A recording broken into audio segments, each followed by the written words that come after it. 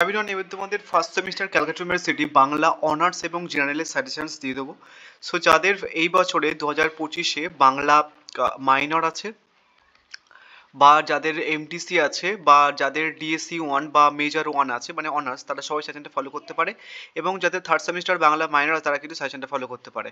So আমার যেটা মনে হয় সেটা হচ্ছে কি তোমার কোনো একটা পরীক্ষা দেওয়ার আগে তার প্ল্যানিং এবং গুরুত্বটা বোঝাটা দরকার।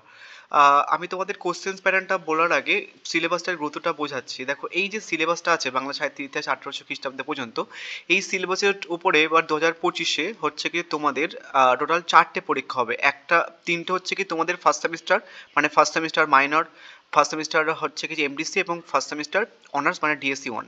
এবং আরেকটা পরীক্ষা হবে সেটা হচ্ছে কি যে মাইনর 3, মানে যাদের থার্ড সেমিস্টারে বাংলা মাইনর আছে তারা কিন্তু এই সেম সিলেবাসের পরীক্ষা দেবে। তো একটা সিলেবাসের উপরে এবার কিন্তু 2025-এ 4টে পরীক্ষা হচ্ছে। তো আমি তোমাদের কোশ্চেন প্যাটার্নটা বলে দিই, তাহলে আরও ভালোভাবে বুঝতে পারবে। দেখো, তোমাদের লিখতে হবে কটা, 3টে 15 মার্কসের প্রশ্ন তোমাদের লিখতে হবে, প্রত্যেকটা মডিউল থেকে একটা করে থাকবে। আসবে কিন্তু ছটা 15 মার্কসের আসবে। লিখতে হবে হচ্ছে কি যে 3টে লিখতে হবে, প্রত্যেকটা মডিউল থেকে একটা প্রশ্ন অ্যাটেন্ড করতেই হবে তোমাকে। নেক্সট হচ্ছে কি তোমার 5 মার্কসের টোটাল 6টা আসবে, যে কোনো 3টে তোমাকে করতে হবে। ঠিক আছে? তো 15 মার্কসের হচ্ছে কি যে মানে 1 মার্কসের 15টা প্রশ্ন আসবে। সো এবার একটা জিনিস তোমাদের বলি, একটা হচ্ছে কি যে 15 মার্কসের কটা আসছে তোমাদের, মানে যারা ধরো হচ্ছে কি যে মাইনরদের হচ্ছে কি যে 15 মার্কসের হচ্ছে কি যে পরীক্ষাতে আসছে 6টা, লিখতে হচ্ছে 3টে। এমডিসিদেরও কিন্তু 15 মার্কসে আসছে 6টা, লিখতে হচ্ছে 3টে। ডিএসসি 1-দেরও 15 মার্কসে আসছে 6টা, লিখতে হচ্ছে 3টে। তো 4টে পরীক্ষা মিলে 15 মার্কস দেওয়ার কটা আসছে দেখো, মানে 6 ইন্টু 4 টোটাল 24টা হচ্ছে কি যে 15 মার্কসের আসছে, লিখতে হচ্ছে 12টা।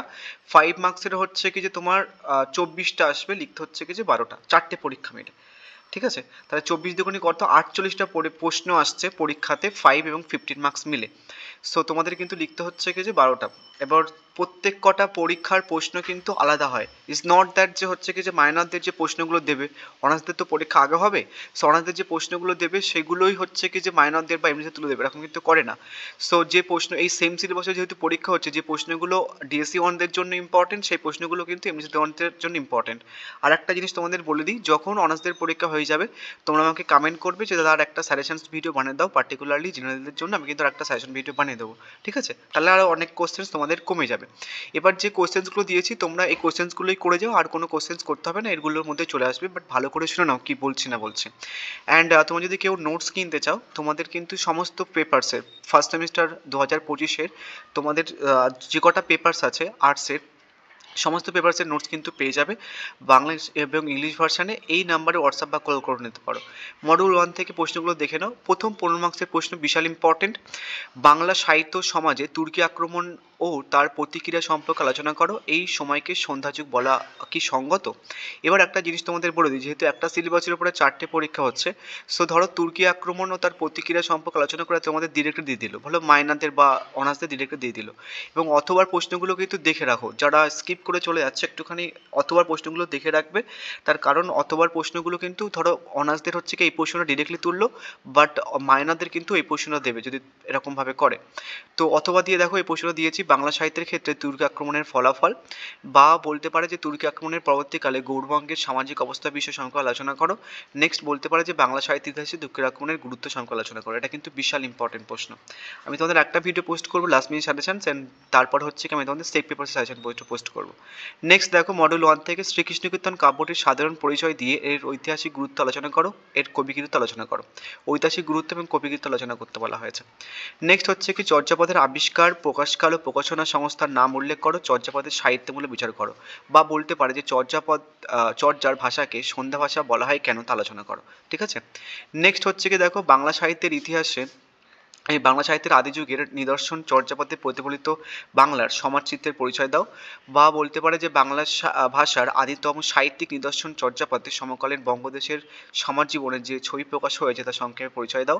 বা বলতে পারে যে চর্যাপদে প্রতিফলিত সমকালীন বাংলার সমাজ জীবনের পরিচয় দিয়ে পরিচয় নিজের ভাষায় লেখো। বা বলতে পারে যে চর্যাপদে ঐতিহাসিক গুরুত্ব আলোচনা করো। সো অথবা প্রশ্নগুলো কিন্তু সেম গুরুত্ব দেখে রাখবে, তার কারণ যে প্রশ্নগুলো পরীক্ষার পরের এটা বলবে না যে কোশ্চেন্স কাউন্ট পায়নি, প্রত্যেক কটা প্রশ্ন যে কটা তোমাদের মানে 4টে পরীক্ষাতে সব কটা প্রশ্ন তোমরা কমন পেয়ে যাবে, ঠিক আছে? অথবা প্রশ্নগুলো দেখে রাখবে। অ্যান্ড আরেকটা জিনিস তোমাদের বলে দিই, ধরো হচ্ছে কি যে মানে অনার্সদের হচ্ছে কি এই প্রশ্নটা ডিরেক্টলি চর্যাপদ থেকে এই প্রশ্নটা ডিরেক্টলি তুলে দিয়েছে 15 মার্কসের জন্য। তো তোমাদের এই প্রশ্নটা 5 মার্কসের জন্য আসতে পারে বা এই প্রশ্নটা 5 মার্কসের জন্য আসতে পারে জেনারেলদের, তো সেটার জন্য অথবা প্রশ্নগুলো কিন্তু দেখে রাখবে সেম গুরুত্ব দিয়ে। নেক্সট মডিউল 1 থেকে আরেকটা প্রশ্ন দেখো, শ্রীকৃষ্ণ কীর্তন কাব্যের রচনা কাল ও বিষয়বস্তুর সংক্ষিপ্ত পরিচয় দিয়ে বাংলা সাহিত্যের ইতিহাস কাব্যটির অভিনবত্ব আলোচনা করো। বলতে পারে শ্রীকৃষ্ণ কীর্তন কাব্যের আবিষ্কার ও প্রকাশ সম্পর্কে আলোচনা করো, বা বলতে পারে শ্রীকৃষ্ণ কীর্তন গ্রন্থটির নাম নিয়ে যে বিতর্ক আছে সংক্ষেপে পরিচয় দাও, বা বলতে পারে শ্রীকৃষ্ণ কীর্তন কাব্যের লৌকিক প্রেমের কাহিনী সংক্ষেপে তোমার মতামত দাও। সো নেক্সট এবার আমি তোমাদের 15 মার্কসের জন্য মডিউল 1 থেকে 15 মার্কসের জন্য টোটাল 5টা প্রশ্ন রেখেছে, ঠিক আছে? এবং পরীক্ষাতে প্রশ্ন আসবে হচ্ছে কি যে কটা জানো তো, পরীক্ষাতে তোমাদের লিখতে হচ্ছে 3 × 4 12টা, মানে হচ্ছে কি 4টে পরীক্ষা মিলে, এবং যে কোনো একটা পরীক্ষা যদি আমি ধরি তাহলে লিখতে হচ্ছে 3টে। তো আমি সেখানে 5টা প্রশ্ন দিয়েছি, মানে 12টা পরীক্ষাতে লিখতে হবে, আমি দিয়েছি 5টা। পরীক্ষাতে আসবে কিন্তু 24টা প্রশ্ন, আর আমি দিয়েছি কিন্তু 5টা। বুঝে গেছে? সো এটা হচ্ছে কিছু ব্যাপার। নেক্সট 5 মার্কসের প্রশ্নগুলো দেখে না মডেল 1 থেকে। বাংলা সাহিত্যের ইতিহাস চর্চায় যুগ বিভাগ সংক্রান্ত বিতর্ক সংক্ষিপ্ত পরিচয় দাও। নেক্সট হচ্ছে কি শ্রীকৃষ্ণ কীর্তন কোনোভাবেই চৈতন্যোত্তর যুগের রচনা নয়, তা কাব্যটির কাহিনী ও ভাব বিশ্লেষণ করো। দুটো শুধু 5 মার্কসের দিয়েছি মডেল 1 থেকে, তোমরা কিন্তু এই প্রশ্নগুলো 15 মার্কসের হিসেবে মুখস্থ করে নেবে, তাহলে 5 মার্কসের লিখতে পারবে, 15 মার্কস যদি আসে তাহলে কিন্তু লিখতে পারবে। এবার মডেল 2 থেকে দেখো, বেশি প্রশ্ন রাখেন তাহলে কটা প্রশ্ন রেখেছে মডেল 1 থেকে 7টা। নেক্সট মডেল 2, প্রথম প্রশ্ন হচ্ছে কি যে মালাধর বসুর কবি পরিচয় ও কাব্য রচনার কাল সম্পর্কে আলোচনা করো, এই কবিকৃতিত্বের পরিচয় দাও। নেক্সট হচ্ছে কি যে বাংলার সমাজ জীবনে চৈতন্যদেবের অবদান সংখ্যা আলোচনা করো, বা বলতে পারে বাংলা সাহিত্য সমাজে চৈতন্যদেবের প্রভাব আলোচনা করো। নেক্সট হচ্ছে কি যে অনুবাদ সাহিত্য বলতে কি বোঝো, বাংলা ভাষায় সর্বাধিক প্রসিদ্ধ রামায়ণ রচয়িতার আবির্ভাবকাল ও সংক্ষিপ্ত পরিচয় দাও, বা বলতে পারে যে বাংলা রামায়ণের শ্রেষ্ঠ অনুবাদকের আবির্ভাব ও পরিচয় সংক্ষেপে নির্দেশ করে তার কাব্য বিস্তৃত সংখ্যা আলোচনা করো, বা বলতে পারো যে অনুবাদ সাহিত্যের সৃষ্টির কারণ সংখ্যা আলোচনা করো। একটা জিনিস তোমাদের বলে দিই, এখানে কিন্তু কোথাও মেনশন করেনি যে রামায়ণকে অনুবাদ করেছে বা শ্রেষ্ঠ অনুবাদককে, তার নাম ধরেও কিন্তু এখানটায় প্রশ্ন দিতে পারে তোমাদেরকে, ঠিক আছে? এটা মনে রাখবে। নেক্সট হচ্ছে কি দেখো মডেল 2 থেকে 4 নম্বর 15 নম্বর প্রশ্ন, চরিত বা জীবন সাহিত্য বলতে কি বোঝো, আধুনিক দৃষ্টিভঙ্গিতে চৈতন্য জীবনী কাব্যকে চরিত সাহিত্য বলা যায় কি না আলোচনা করো, বা বসতে পারে বৈষ্ণব পদকথা হিসেবে চণ্ডীদাসের কৃতিত্ব। নেক্সট হচ্ছে কি চৈতন্য পরবর্তী কবি হিসেবে চণ্ডীদাসের কৃতিত্ব আলোচনা করো, ঠিক আছে?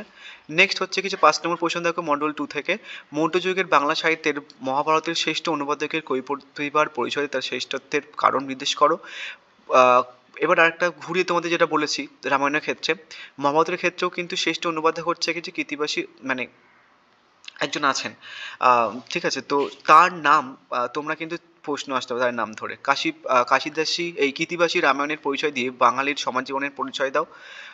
বাংলা মহাভারতের বাংলা অনুবাদক হিসেবে কাশিরাম দাসের কৃতিত্ব বিচার করো, মানে এই যে শ্রেষ্ঠ অনুবাদক হচ্ছে কাশিরাম দাস, তো এটা না দিয়ে তোমাদের এর নাম ধরে দিতে পারে। কাশিদাসী মহাভারতের জনপ্রিয়তার কারণ বিশ্লেষণ করো।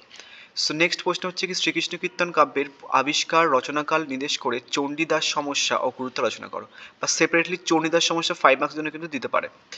এবার হচ্ছে কি যে মিথিলার কবি বিদ্যাপতিকে বাংলা সাহিত্যের ইতিহাসে অন্তর্ভুক্তির কারণ দেখিয়ে বাংলা বৈষ্ণব পদকর্তার অবদান আলোচনা করো, বা বলতে পারে বিদ্যাপতি কৃতিত্ব ও বাংলা সাহিত্যের অন্তর্ভুক্তির কারণ নির্দেশ করো।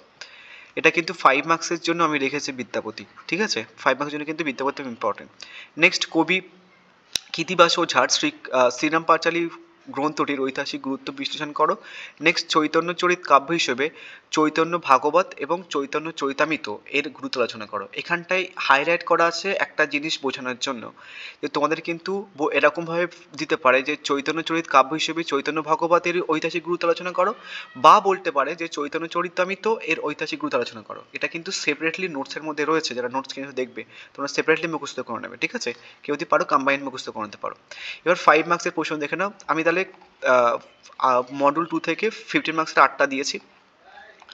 নেক্সট হচ্ছে কি যে 5 মার্কসের প্রশ্ন দেখো, কবি কৃতিবাসের জনপ্রিয়তার কারণ উল্লেখ করো, এটা কিন্তু তোমাদের 15 মার্কসের জন্য কিন্তু রয়েছে, ঠিক আছে? নেক্সট হচ্ছে কি বিদ্যাপতি 15 মার্কসের জন্য রয়েছে। এবার তোমাকে কি পড়তে হচ্ছে এক্সট্রা, পরাগী মহাভারত, অদ্ভুত রামায়ণ, শ্রীরাম পাঁচালীও কিন্তু 15 মার্কসের জন্য রয়েছে, গোবিন্দ দাস, জ্ঞানদাস, শ্রীকৃষ্ণ বিজয়। সো এইগুলো কিন্তু তোমরা কিন্তু পড়ে নেবে, এটা এটা এটা এটা এটা এটা 50 মার্কসের জন্য দিয়ে দিয়েছি আমি, এটা 50 মার্কসের জন্য দিয়ে দিয়েছি, আলাদাভাবে পড়তে হবে না। নেক্সট, জ্ঞান দাসকে চণ্ডীদাসের ভাবশিষ্য বলার যৌক্তিকতা কোথায়? সো বলতে গেলে এখান থেকে আমি টোটাল দুটো প্রশ্ন দিলাম, অ্যান্ড 15 মার্কসের হচ্ছে কিছু 8টা, তাহলে 7 প্লাস 8 প্লাস 2 টোটাল হচ্ছে কি 17টা প্রশ্ন হলো, ঠিক আছে, মডেল 1 আর 2 মিলিয়ে। নেক্সট মডেল 3 থেকে দেখো, প্রথম, ভরতচন্দ্রের আবির্ভাবকালের পরিচয় দিয়ে তার কবি প্রতিভার মূল্যায়ন করো। নেক্সট হচ্ছে কি তোমার শাক্ত পদাবলী কবি হিসেবে কমলাকান্তের কবি প্রতিভার বিশিষ্টতার ক্ষেত্রগুলি বিশ্লেষণ করো। এবার একটা জিনিস তোমাদের বলে দিই, এই যে কমলাকান্ত, কবি প্রতিভা এবং কাব্য কৃতিত্ব ব্যাপারটা কিন্তু আলাদা। আমি কিন্তু নোটসের মধ্যে কাব্য কৃতিত্ব এবং কবি প্রতিভা কিন্তু আলাদা দিয়েছি। কবি কৃতিত্ব মানে তার কবির মানে তার কবিতা নিয়ে তার যে বিশিষ্টতা সেটা আলোচনা করতে হবে, আর কাব্য কৃতিত্ব মানে তার কাব্যর সম্বন্ধে যে বিশিষ্টতা সেটা কিন্তু আলোচনা করতে হবে। এটা কিন্তু সেপারেটলি তোমরা পড়ে নেবে, এটা যেন আমি লাল কালারে করে দিয়েছি, এটা বুঝতে না পারবে সেটার জন্য, বুঝে গেছে? আদারওয়াইজ পরের দুটো অথবা কোশ্চেন্স কিন্তু এটা করলেই হয়ে যাবে। আগমনী ও বিজয়ের পদগুলির অবলম্বনে রামপ্রসাদ ও কমলাকান্তের কবি স্বভাবের মূল্যায়ন করো। নেক্সট, শাক্ত কাব্য সৌন্দর্য সৃজনে কবি কমলাকান্ত চট্টোপাধ্যায়ের দক্ষতা সংখ্যায় বিচার করো। নেক্সট, চণ্ডীমঙ্গল কাব্যে শ্রেষ্ঠ কবিকে তার শ্রেষ্ঠত্বের কারণ নির্দেশ করো। নেক্সট, কবি আলাওলের সাহিত্য রচনার সংক্ষিপ্ত পরিচয় দাও, বা বলতে পারো যে কবি শহীদ আলাওলের প্রধান রচনার সংক্ষিপ্ত পরিচয় দিতে বাংলা সাহিত্যে তার কৃতিত্ব আলোচনা করো। নেক্সট, ধর্মমঙ্গল কাব্যের স্বতন্ত্র সম্বন্ধে আলোচনা করো। এই কাব্যের যে কোনো একজন কবি কাব্য বৈশিষ্ট্যের পরিচয় দাও, বা বলতে পারো ধর্মমঙ্গল কাব্যকে কেন রাঢ়ের জাতীয় মহাকাব্য বলা হয়। এই কাব্যের শ্রেষ্ঠ কবির কৃতিত্ব আলোচনা করো। আমি তোমাদের বলছি যে কটা পরীক্ষা হবে, 4টে পরীক্ষা হবে, তো 4টে পরীক্ষায় তোমরা সবাই সবকটা প্রশ্ন কমন পেয়ে যাবে। বাট এটা দেখে রাখবে যে অথবা দিয়ে কি প্রশ্ন রেখেছি। এবার তোমরা ধরো কোশ্চেন্সগুলো ভালো করে দেখোনি, রিড করোনি, এবার তুমি পরীক্ষা দিয়ে এসে দাদা কোশ্চেন্স কমন পাইনি, তুমি কিন্তু সাজেশন হিসেবে মিলিয়ে দেখবে পরীক্ষার পরে সবকটা কোশ্চেন 100% তুমি কমন পেয়ে যাবে। নেক্সট হচ্ছে কি যে কবি দৌলত কাজীর সাহিত্য কীর্তির পরিচয় দাও। নেক্সট, মনসামঙ্গল কাব্যের উদ্ভব। এবার কিন্তু তোমাদের মনসামঙ্গল থেকে একটা প্রশ্ন তোমাদের পড়বে, বাট প্রশ্নটা অনেকভাবে ঘুরে আসতে পারে। এগুলো কিন্তু বা প্রশ্ন অথবা নয়, কিন্তু তোমরা কিন্তু এগুলো করে নেবে, নোটসের মধ্যে কিন্তু সেপারেটলি রয়েছে। কি আসবে দেখো, মঙ্গল কাব্যের উদ্ভবের পিছনে সম্ভাব্য কারণ চিহ্নিত করো, বা মনসামঙ্গল কাব্যের শ্রেষ্ঠ কবিকে সংক্ষেপে তার পরিচয় দাও, বা মঙ্গল কাব্যের লক্ষণ ও সাধারণ বৈশিষ্ট্য আলোচনা করো, মঙ্গল কাব্যের বিবর্তন ও উদ্ভবের কারণ আলোচনা করো। ঠিক আছে, প্রশ্নটা কিন্তু ভালোভাবে করে নিও। নেক্সট হচ্ছে কি 5 মার্কসের প্রশ্ন দেখে নাও। 5 মার্কসে বেশি প্রশ্ন রাখা হয়নি। শাহ মোহাম্মদ শহীদের কবি প্রতিভার সংক্ষিপ্ত পরিচয় দাও, বা বলতে পারে যে শাহ মোহাম্মদ শহীদকে বাংলা প্রণবাখ্যানের প্রথম কবি বলার যৌক্তিকতা সংক্ষেপে আলোচনা করো। নেক্সট, সাধক কবি রামপ্রসাদ সেনের কবি প্রতিভার সংক্ষিপ্ত পরিচয় দাও। নেক্সট হচ্ছে কি দুঃখ ও দরিদ্রের চিত্র অঙ্কন করলেও কবি কঙ্কন মুকুন্দ চক্রবর্তী দুঃখীবাদী কবি নন, উক্তিটির যথাযথতা বিচার করো। নেক্সট, অন্নদামঙ্গল কাব্যে যুগগত প্রতিফলন বিষয়ে সংক্ষেপে আলোচনা করো। সো এই ছিল ওভারঅল তোমাদের সাজেশনস। যারা নোটস নেবে এই নাম্বারে হোয়াটসঅ্যাপ বা কল করে নিতে পারো, অ্যান্ড তোমাদের কিন্তু সমস্ত সাবজেক্টের নোটস অ্যাভেলেবেল আছে। So thank you.